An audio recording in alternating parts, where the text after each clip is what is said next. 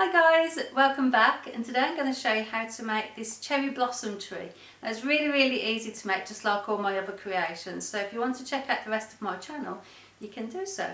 Now this was really easy. This was just half a log and a branch, and I just added little confetti, wedding confetti.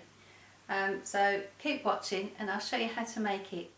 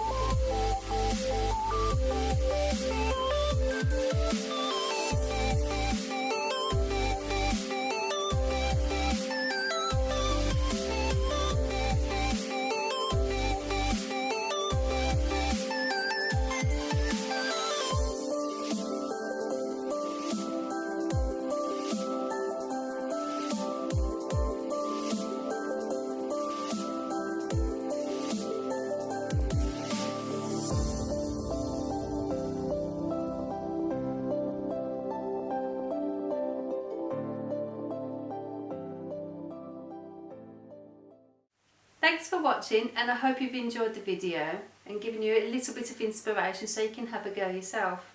If you've liked it, give me a thumbs up. If you've really liked it, consider subscribing, and press the little notification bell so it will let you know when I've made my next craft.